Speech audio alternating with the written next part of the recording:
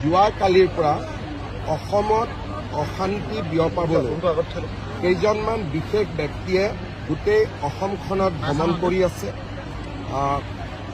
আমাৰ হৰ্ষ মণ্ডল আৰু প্ৰশান্ত ভূষণ তেওঁলোকে অসমৰ বিভিন্ন স্থানত গৈছে যোৱাকালিৰ পৰা, আৰু আন এটা গ্ৰুপ এই ধৰণৰ ব্যক্তিৰে আন এটা গ্ৰুপ জহাৰ সিৰকাৰ আৰু ওয়াজেদ হাবিবুল্লাহ, ফায়াজ শাহিন এই ধৰণৰ ব্যক্তিসকলে যোৱাকালিৰ পৰাও নামনি অসমৰ বিভিন্ন জিলাত ভ্ৰমণ কৰি আছে।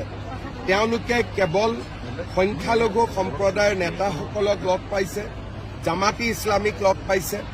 অসমত এটা অশান্তিৰ বাতাবৰণ বিয়পাবৰ কাৰণে NRCৰ সময়ত যেনেকৈ এই ব্যক্তিসমূহ অসমলৈ আহি NRCখন ফেইল কৰিছিলে, তেনেকৈ আৰু এটা প্ৰচেষ্টা আৰম্ভ কৰিছে।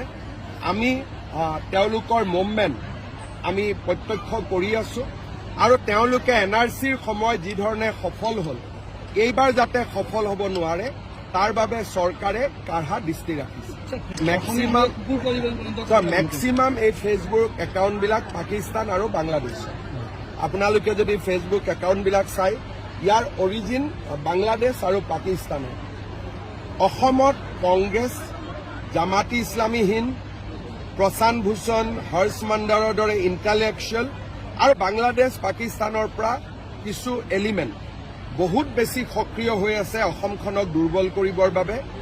আমি সকলো অসমীয়া আৰু ভাৰতীয় একত্ৰিত হৈ থাকিব লাগিব, যাতে এই ষড়যন্ত্ৰ আমি বিফল কৰিব পাৰোঁ। যোৱাকালিৰ পৰা অসমত অশান্তি বিয়পাবলৈ কেইজনমান বিশেষ ব্যক্তিয়ে গোটেই অসমখনত ভ্ৰমণ কৰি আছে।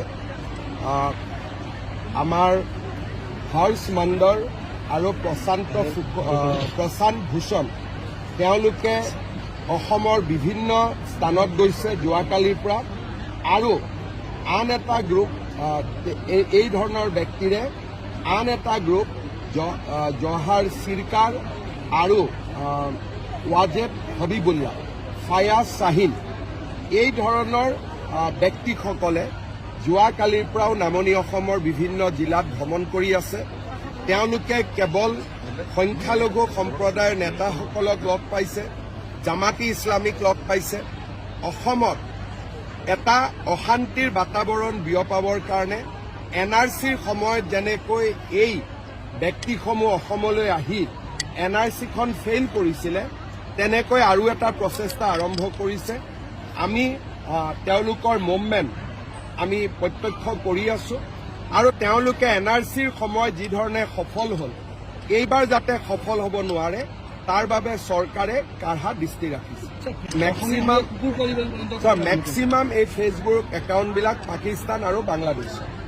আপোনালোকে যদি ফেচবুক একাউণ্টবিলাক চাই, ইয়াৰ অৰিজিন বাংলাদেশ আৰু পাকিস্তানৰ।